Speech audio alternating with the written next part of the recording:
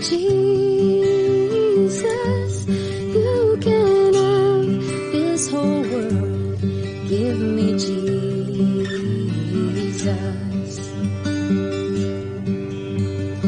When I am alone, oh, and when I am alone, and when I am alone, give me Jesus.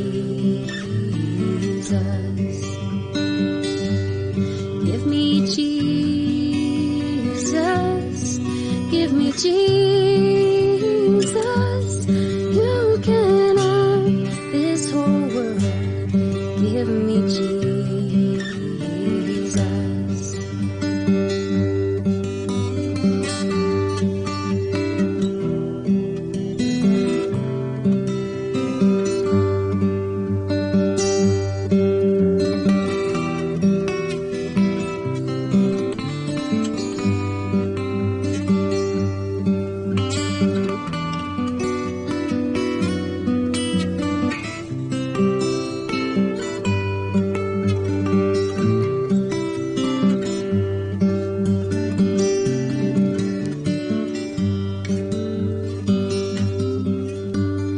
When I come to die, oh, and when I come to die, and when I come to die, give me Jesus. Give me Jesus. Give me Jesus. You can have this whole world. Give me Jesus. Give me Jesus. Give me Jesus. You can have this whole world. Give me Jesus.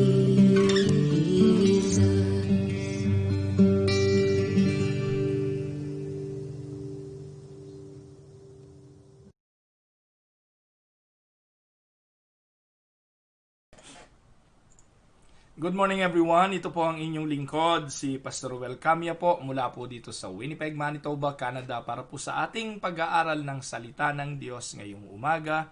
Welcome po sa Tinig ng Pag-asa. Samahan po ninyo ako ngayong umaga sa talata po na ating pagbubulay-bulayan. Ito po ay matatagpuan in the book of Proverbs, chapter 21, verse 11. Proverbs 21, verse 11. Ganito po ang sinasabi. When the scoffer is punished, the fool gets a lesson in being wise. But men of wisdom and good sense learn by being instructed. Sa Tagalog po, ganito ang sabi. Parusahan mo ang mga mangungutya at matututo ang mangmang. Pagsabihan mo ang matino, lalong lalawak ang kaniyang kaalaman.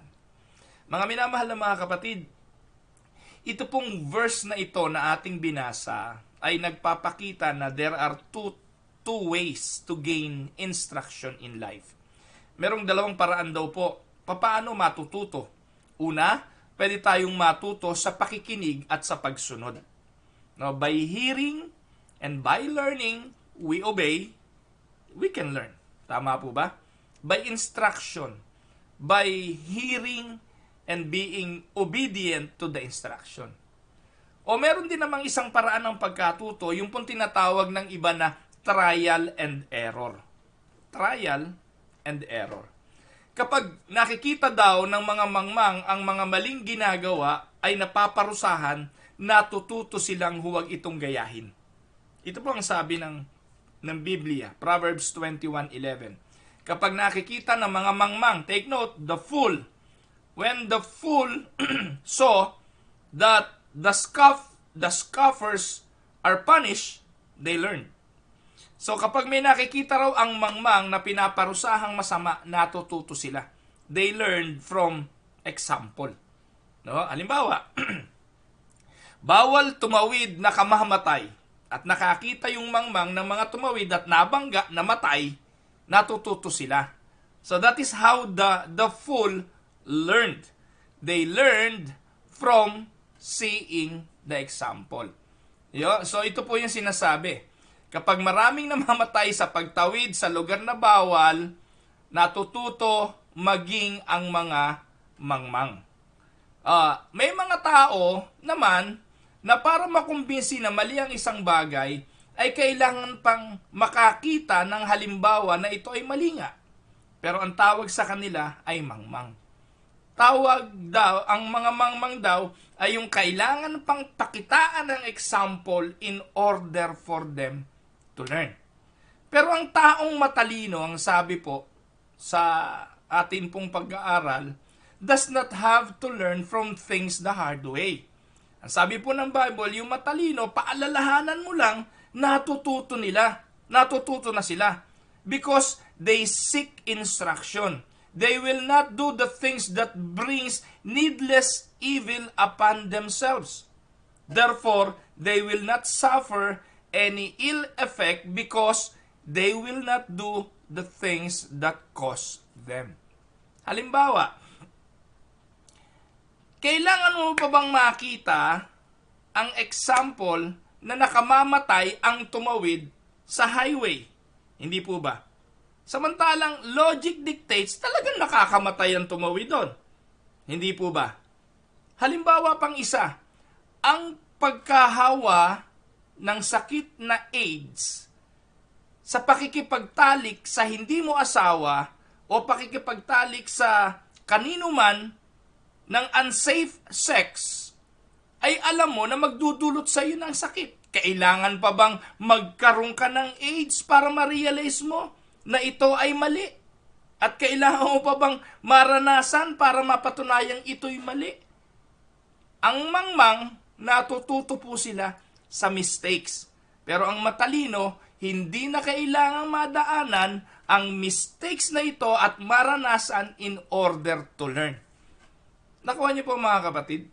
Simple lang po itong Proverbs 21:11. Meron dalawang uri ng tao na binabanggit dito, yung natututo because of mistakes, because of an experience, at ang tawag daw doon ay mangmang. Di ba lagi nating sinasabi yan, ho? Di ba? We need to learn from experience. Experience is a good teacher. Tama naman po yun. Pero alam niyo po ba, most of the time, yung natututo sa experience, nangyari na, may naganap na, minsan nakasakit na, nagkamali na, may pumalpak na, bago pa natuto. Samantalang, bakit yung iba ay natututo sa pamamagitan lang ng simpleng instruction? At ang tawag sa kanila ay matalino. Mga kapatid, hindi ko po pwedeng hatulan ng kahit sino, sapagkat ako man ay marami ring pagkakataong natuto sa kamalian. Pero ang sabi ng Panginoon, sa araw na ito ng ating pagbubulay-bulay, mas piliin nating maging matalino. Matalino in a sense na bakit pa natin hahayaang matuto tayo sa karanasan, gayong pwede naman tayong matuto sa pagbasa at pagsunod sa sinasabi ng kasulatan. Naiintindihan niyo po ba yung aking sinasabi? Now, I would like to cite one example in the scripture of a woman na matigas ang ulo, kailangan pang matutunan ang isang aral in a hard way. At ito po ay matatagpuan natin in the book of Genesis chapter 16 verses 1 hanggang 2. Aralin po natin ang kanyang buhay. I may not be able to finish this lesson for today. Again, pag Friday may naiiwanan akong bitin na assignment, itutuloy natin uli ito sa Monday. No? Pinangungunahan ko na kayo kasi mahaba-habang aralin po ito. Pero I would like to challenge you to bear with me kasi ang ganda po ng aral ng buhay ng babaeng ito. At yung pong inilatag kong premise kanina, again, uulitin ko, may mga bagay na pwede ka namang matutunan na hindi ka nadadaan sa experience. Na pwede mo namang matutunan at hindi nadaanan para ka mahirapan kung uunawain lang natin at magiging masunurin tayo sa ipinag-uutos. But then again, sabi ko nga sa inyo, the only consolation of a mistakes, the only consolations of a failure, the only consolations kung ikay sumabit na ay yung meron kang natutunan. Tama ba? But then again, sumabit ka na. Nag-fail ka na. May mistakes na pwede naman sanang ma-avoid if you just learn how to be obedient and learn what is written and what is being instructed. Amen? So, tingnan po natin ang babaeng ito, Genesis 16:1 and 2. Ang sabi po, now Sarai, Abram's wife, had borne him no children, but she had an Egyptian slave named Hagar. So she said to Abram, the Lord has kept me from having children. Go sleep with my slave. Perhaps I can build a family through her. Abram agreed to what Sarai said. Now, before we continue learning about this passage, let us do a refresher. Magbalik tanaw lang tayo saglit. At aralin po natin, baka po yung iba, mga bago lang sa Biblia, o yung mga nakikinig sa akin ngayon na hindi pamilyar masyado sa kasaysayang ito, balikan natin po saglit. Alam po natin na ang bida pong binabanggit dito ay walang iba kundi si Sarah. Siya po yung asawa ni Abraham. Before, ang pangalan nila ay Sarai at Abram. It was before God changed their name. Ano po? So, ito pong si Sarai, barren. No, wala po siyang baog, no? Pero napakagandang babae at nakapag-asawa po siya. Asawa po niya si Abraham. From this part of the story, we learned we should see ourselves based on who God says we are.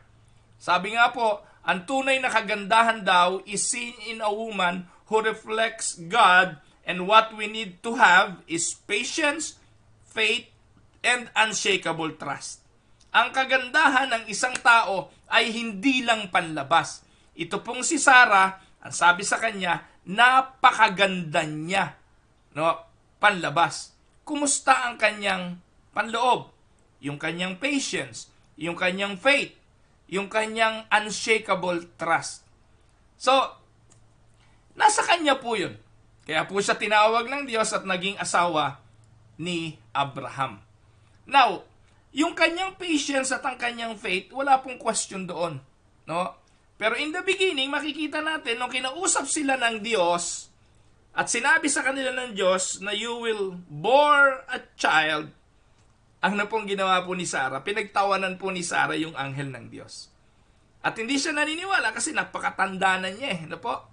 Pero ni-reiterate po ito ng anghel at sinabi ng Diyos, Abraham, mula kay Sarah, ay magkakaroon kayo ng anak at dadami ang inyong lahi.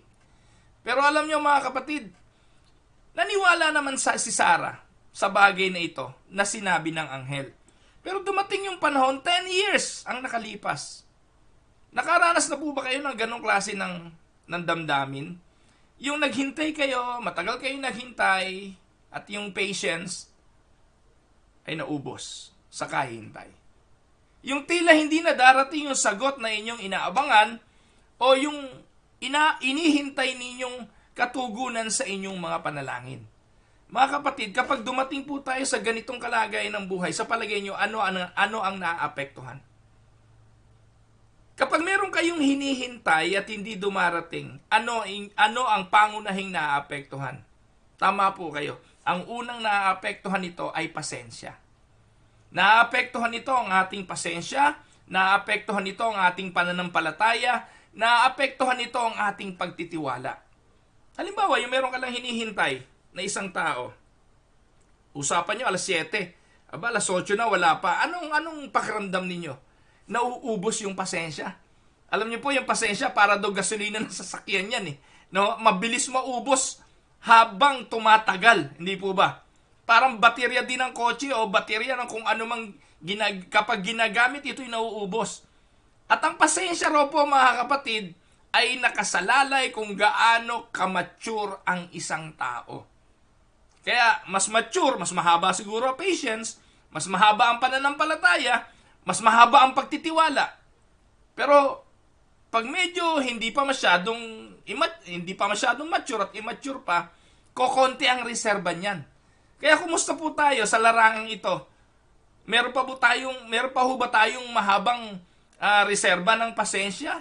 Mahaba ba ang reserba natin ng pananampalataya? Mahaba po ba ang reserve natin ng pagtitiwala? So, on that scenario, na test ang patience, ang faith, ang trust nito pong si Sarah. Hindi pa ho dumating yung kanyang inihintay. At alam niyo po, aminin ko sa inyo, ako po ay marami pa rin namang hinihiling sa Diyos na hindi pa rin niya ibinigay. At marami pa rin ho mga bagay na pinapangarap ko na hindi pa rin natutupad. And aaminin ko rin po sa inyo, marami pong mga pagkakataong nauubusan din ako ng pasensya, ng pananampalataya at ng pagtitiwala. Kapag dumating ang pagkakataong naubusan ka nito, ng pasensya, ng pananampalataya, ng pagtitiwala, ano ang madalas nating ginagawa? So tingnan po natin si Sarah at ano ang kanyang ginawa. Let us see what we can learn from Sarah when her patience ran dry. So before we dive into Sarah, we need to quickly meet Hagar. Kasi pumasok sa eksena tong si Hagar eh. We are going to look kung sino ba tong si Hagar. Sabi po, ito ro si Hagar ay servant ni Sarah. Most likely, ito po ay bigay ng paraon. Naalala niyo po ba na si Sarah ay naging asawa ng paraon? Marahil hindi niyo nalampasan niyo tong kwento na ito. Pero si Abraham, nang pumasok na po sila sa Ehipto, nakita po ni Abraham na ang ganda ng asawa ko eh. Nako sigurado pag-aagawan ito at pag ito'y pinagagawan, tiyak, pag nalamang asawa ako, papatayin ako para makuha siya. So si Abraham, gumawa sila ng kalokohan, nagsinungaling sila, sabi nila, sige, magpanggap tayo, kunwari magkapatid tayo. Ano nangyari? Nung nakita po ng paraon itong si Sarah, kinuha, ginawang asawa. Binigyan po siya ng katulong dahil reyna eh. Hindi po ba? Well, balikan niyo po yung kwento nito. Balikan niyo na lang po ang aklat ng Genesis and you will see this story. Pero to make the long story short, dahil siya po ay naging nasa palasyo ng paraon, binigyan siya ng katulong. At nung pinalaya na sila, dahil binawi ni Abraham, hindi po ba? By God's intervention. Nung lumabas si Sarah sa kaharian ng palasyo ng paraon, may nadala siyang katulong. Ito po si Hagar. Kaya itong si Hagar ay ibinigay na sa kanya bilang katulong, di na ito pwedeng bawiin. Ito po ay servant for life. At ito pong mga servant ay pag-aari po yan ng kanyang Panginoon. Naalala niyo po ba si Onesimus? Yung katulong po siya ni Philemon.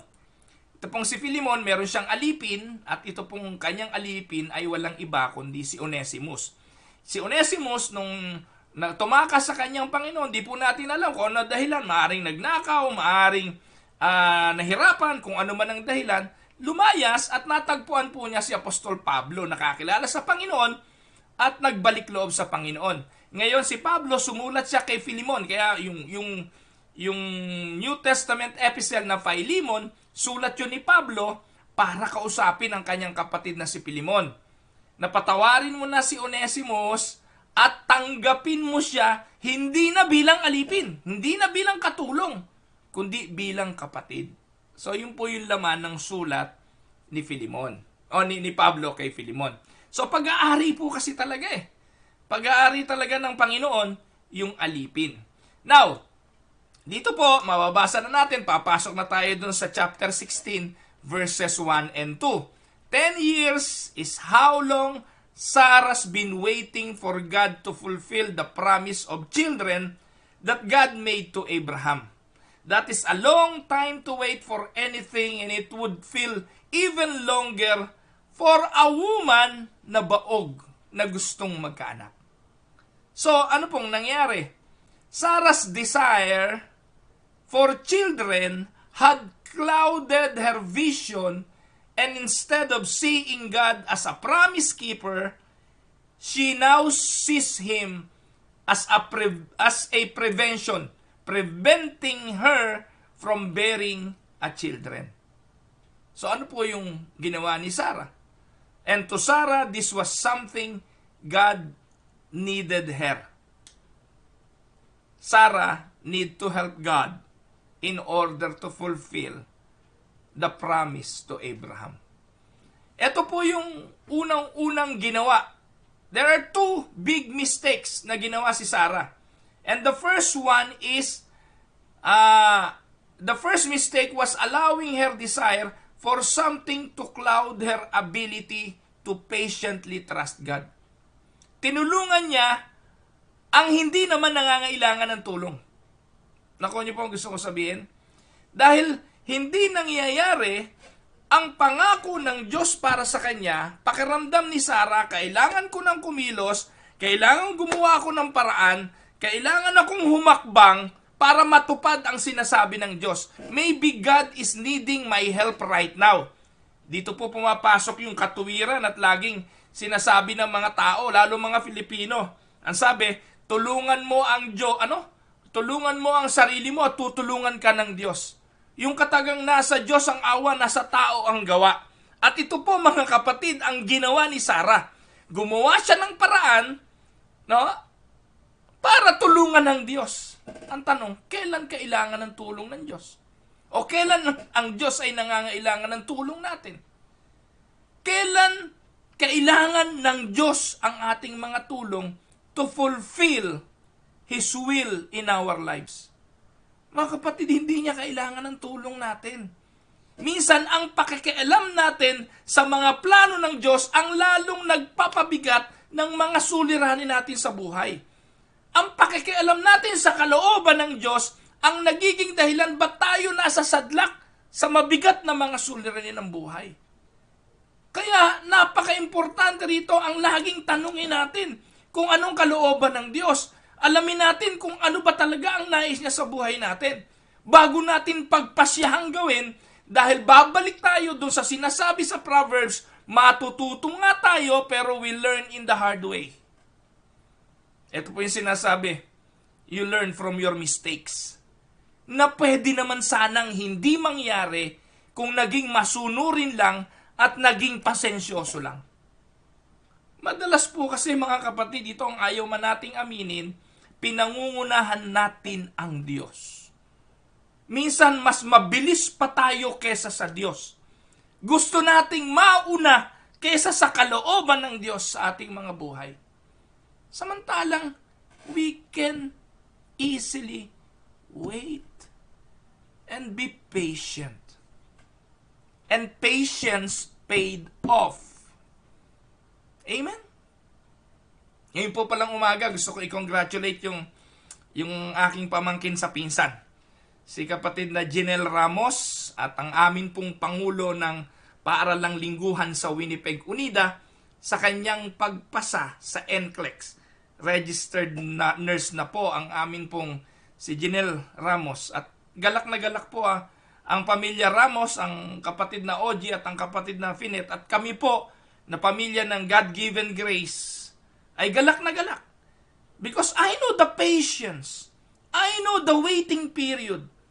Alam niyo po yung maging nurse dito sa Canada, kakaiba. Napakadugo po. Napakahirap ng pag-aaral na yan. Ano po? Napakahirap po. Pero kailangan po talaga, ano man ang gusto nating abutin sa buhay, hindi lang po hard work ang kailangan Hindi lang po wisdom ang kailangan. Minsan po ang kailangan is being patient with God. At ito po minsan ang nagkukulang tayo Naiinip tayo, gusto nating unahan ng Diyos. At aaminin ko po, ako po'y produkto rin ito Madalas ko rin pong napapangunahan ng Diyos. Ako po kasi yung tao na kung merong gagawin, gusto ko po gawin agad at tapusin agad. Mainipin din po ako At inaamin ko po sa inyo, minsan ang pakiramdam ko, mabagal din kumilos ang Diyos. Kaya minsan sinasabi ko po, Lord, ang bagal naman. Pwede bang ganito na? At aaminin ko po, ako pa nagsasadya sa Diyos. At alam ko po, ito'y malaking kasalanan at malaking kahambugan sa kanyang harapan. We can become so consumed by something we want that we miss God completely. We are consumed by our desire to finish something, to accomplish something, na hindi natin pinapansin kung ito'y gusto ng Diyos o hindi. All we see is what we don't have, and we fail to see all God's blessed us with. And more importantly, we fail to see God. Our longing causes us to look to God's hands. And because He's not giving us what we want, we start to strategize. And ang strategy naglalaro sa ating isipan, paano ko kayo matutulungan ng Diyos para matupad ito? Ang tanong, are you not playing God? Are you not like becoming a God of yourself? Dahil pinangungunahan na natin ang Diyos. Mga kapatid, tatanungin ko kayo, what are you wanting or waiting for right now? Do you feel like it's clouded your ability to see what God wants or how He may have already answered you? Kumusta po tayo ngayon? Kumusta ang ating pasensya? Kumusta ang ating pananampalataya? Kumusta ang ating pagtitiwala? Ito po ang unang mistake na nangyari kay Sarah. Nainip siya, naubos ang pasensya, pinangunahan niya ang Diyos. At nung pinangunahan niya ang Diyos, pakiramdam niya kasi, mabagal kumilos ang Diyos. That is the first mistake. Now, let us look at Sarah's next mistake. Ano po ito? Marami po ito. 5 po ito eh. Pero again, sasabihin ko sa inyo, tingnan lang natin kung hanggang saan tayo matapos ngayon. May appointment po ako ng 9 o'clock sa church building dahil meron pong pupunta ron para ipagpatuloy yung kanilang ginagawa. I need to be out before 8:30. Mag-aalmusal po ako, inom ako ng gamot. Pero titingnan ko po kung saan ko ito matatapos. Pero yung next mistake ni Sarah at this point ay yun pong pang-i-impluwensya. Po? So, ito pong mundo na ginagalawan nila ay isang makapangyarihang place. No? Sarah's next mistake at this point in Abraham and Sarah's life, they were on their own and they have 2 sources of influence. Unang influence na pinagmumulan ay ang Diyos. Ang pangalawang influence ay ang kultura na kung saan nandun sila. Miski sa atin ngayon, tandaan po ninyo, we always have 2 choices. It's either we choose the will of God or we choose the will of the flesh. Yung kalooban ng Diyos o yung kalooban natin. And most of the time, aminin man natin o hindi, yung ating kalooban ay influenced by another forces. And most of the time, ang opinyon ng ibang tao ang influence na nakaka-impluwensya sa atin. Marami pong ganitong tao eh. Yung ang laging iniisip yung sasabihin ng iba. Yung bulong-bulungan. Yung mga opinyon ng mga kumare, ng mga tsismosang kapitbahay. At madalas, doon po natin isinasalig ang ating mga pagpapasya. Siguro po maraming kumare itong si Sarah. Kasi nung araw mga kapatid, ang kultura na kanilang kinalalagyan, okay lang na yung katulong mo, gawin mo kung ano ang gusto mong gawin. No?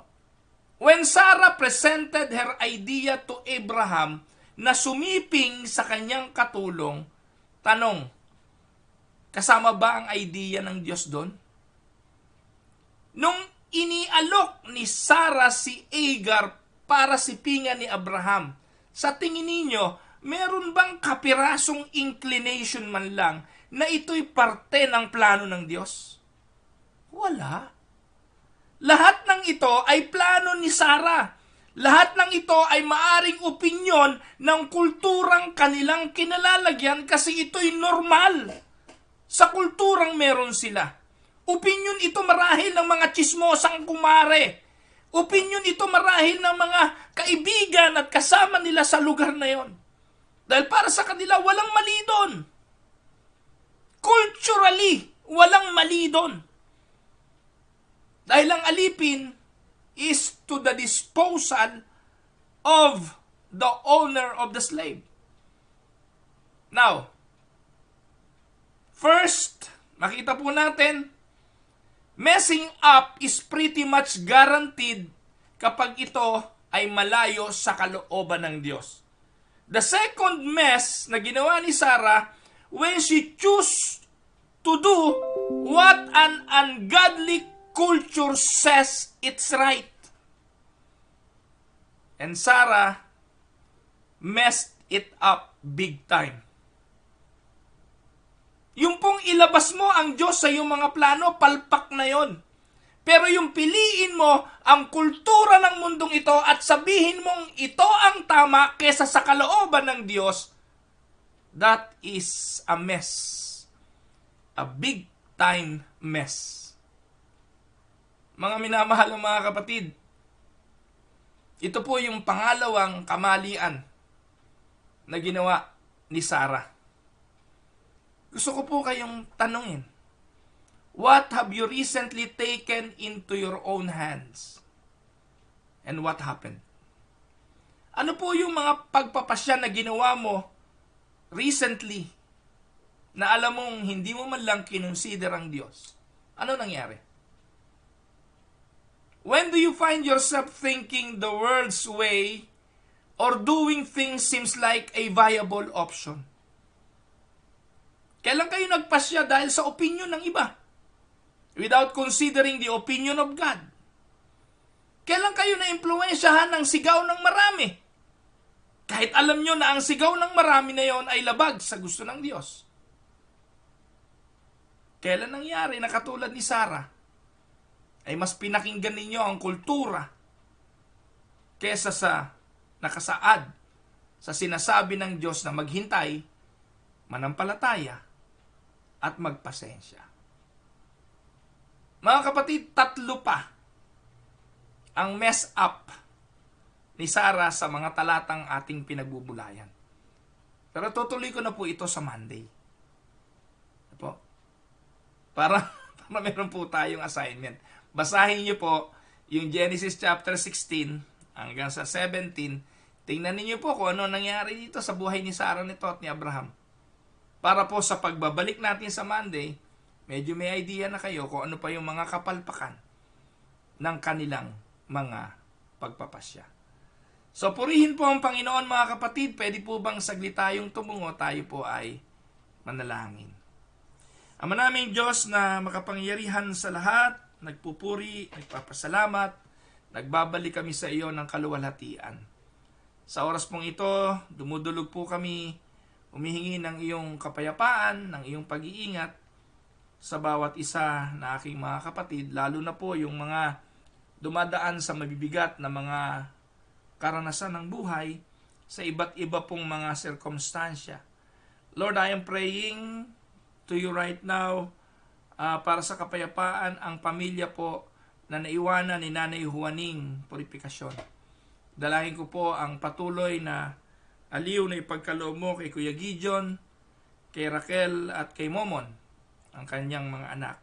Pagpalain mo rin ang kanilang mga apo, Panginoon, at hayaan mo po na ang kapayapaan ay maranasan ng pamilya sa kanilang pagdadalamhati. Dumudulog din po ako sa iyo, Panginoon, sa oras na ito, sa kaaliwan mo sa mga dumadaan sa problema ng COVID, infected man or affected by the pandemic, amin pong nilalapitan ay ang awa at habag mo at ang iyong kamay na mapagkalinga. Hipuin mo po ang aking mga kapatid.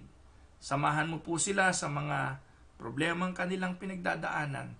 Tulungan mo po, Panginoon, ang mga tahanan sa kanilang mga suliranin. Ang amin pong mga kababayan sa Pilipinas, yun pong naapektuhan ng hagupit ng bagyo, dinadalangin po namin sa iyo. Tumulong ka po, Panginoon, at katukin ang puso ng mga may labis na resources upang sila'y maging instrumento para naman sa pagdamay sa aming mga kababayan. Pinapanalangin po namin, Panginoon, ang bawat isang tahanan ng aking mga kapatid, yaong mga nakikinig ngayon sa tinig ng pag-asa. Dalangin ko po ang bawat isa sa kanila na nawa, Panginoon, anuman ang kanilang pinagdadaanan, ay masumpungan nila ang pag-ibig at ang iyong pagkalinga.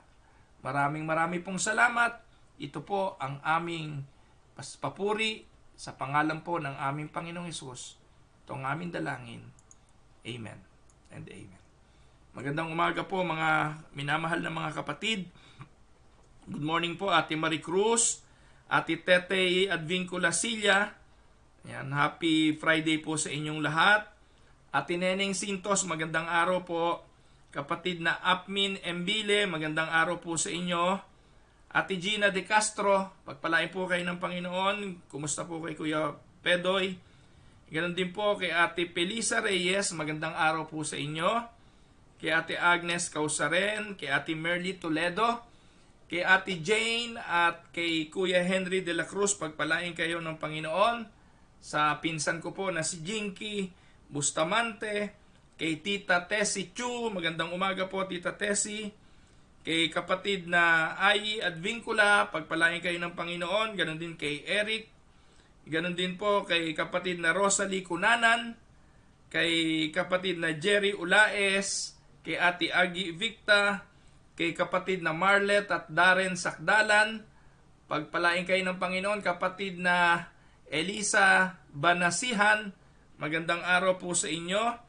Kapatid na Grace Marcial, si Glory Oxon, kay Ate Evangeline Aliliran, kay Nanay Paz Perez, kay Ate Del, at kay Kuya Eddie Boy Sauler, pagpalain po kayo ng Panginoon.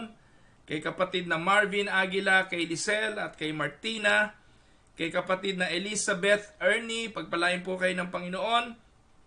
Kay Kuya Larry Montillano, kay Tina Saludaga at kay EJ, pagpalain kayo ng Panginoon. Kay Ate Nora de la Cruz, kay Pastor L, kay Ate May, at sa buong sambahayan ng mga kapilyar, pagpalain po kayo ng Panginoon.